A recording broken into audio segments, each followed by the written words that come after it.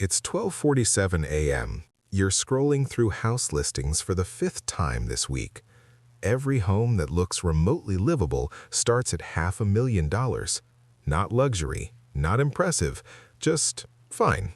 Outdated kitchen, beige carpet, basement that smells like the early 2000s. And somehow, the description calls it a starter home. You pause, start doing mental math. Am I underpaid? Did I miss a promotion? Did the housing market completely lose its mind? Here's the uncomfortable truth. It's not you, it's the math, and the math is ruthless. Today, we're going to do something the housing industry really doesn't want you to do. We're going to figure out who can truly afford a $600,000 home in 2026. Not who gets approved for a mortgage, but who can buy one without turning their life into a permanent stress test. Because qualifying for a loan and actually affording a house are two very different things. In dozens of U.S. cities right now, $600,000 isn't buying luxury. It's buying a modest house near a major city. 3 bedrooms, 2 bathrooms, a yard just big enough to regret mowing. Denver, Austin, suburbs near any big metro area. This is what normal now costs. Meanwhile, the median household income in the U.S. is about $90,000. So we've reached a point where average households are expected to buy homes costing 6 times their yearly income. If that sounds insane, congratulations, you're thinking clearly. But everyone keeps telling you it's doable. The bank says you're approved. Your parents bought a house on less. Someone on social media claims they did it with no money down. So what's the catch? The catch is simple. Nobody agrees on what affordable actually means. Let's start where most dreams collapse, the down payment. The traditional rule was 20%. On a $600,000 house, that's $120,000 in cash. The average American household has under $20,000 in savings. You're not close. You're not almost there. You're nearly $100,000 short. And even if you somehow save aggressively, say 10% of your income on a $90,000 salary, that's about $9,000 a year. At that pace, saving the down payment alone takes over a decade. And that's assuming home prices magically stop rising. They won't.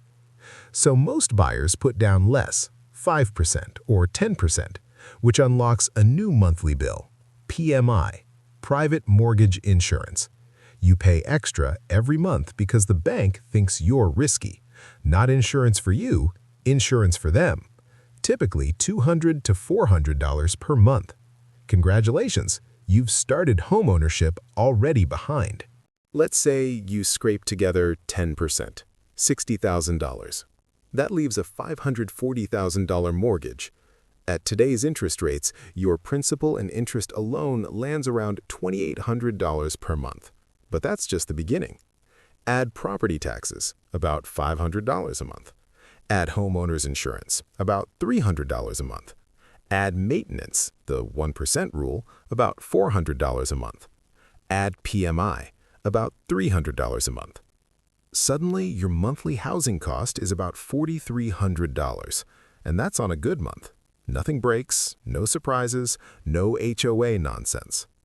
Financial planners suggest housing should stay under 28% of gross income. Let's reverse it. $4,300 a month divided by 28% equals roughly $187,000 per year. Even using the bank's more lenient 43% rule, you still need around $150,000 annually. Only about 15% of households earn that much, which means most people cannot afford a $600,000 home by any healthy standard. This isn't opinion, this is math. Yes, and here's how. Dual high incomes, family help, or stretching themselves so thin that one setback causes collapse. Let's look at a real example. Meet a household earning $160,000 combined. On paper, that's comfortable. After taxes and deductions, take home about $9,500 per month. Subtract housing, $4,300. Now they have $5,200 left. Sounds fine until life shows up. 2 car payments, $800. Insurance plus gas, $550. Student loans, $600. Health premiums, $400. Groceries, $800. Utilities, $450. What's left? About $1,500. No savings, no emergencies, no breathing room. They're spending nearly half of their take-home pay on housing. And these are successful people. It feels like checking your balance before buying groceries. It feels like anxiety every time something breaks. It feels like delaying car repairs and hoping nothing goes wrong. One medical bill, one layoff, one major repair, and the whole system snaps. This is modern home ownership for millions. Because everyone involved profits when you buy. Banks earn interest. Agents earn commission. Insurers earn premiums. Nobody gets paid when you say, "This doesn't make sense for me." So the system approves, encourages, and pressures. And once you're in, you're stuck. For 70 to 80% of households, a $600,000 home is not affordable, not sustainably, not safely, not without constant stress. This isn't failure, it's a market disconnected from income reality. Home prices climbed far faster than wages. The math broke, and we pretend it didn't. Wealth is not struggling to afford walls. Wealth is margin, flexibility, sleep. It's having money left after housing, not anxiety.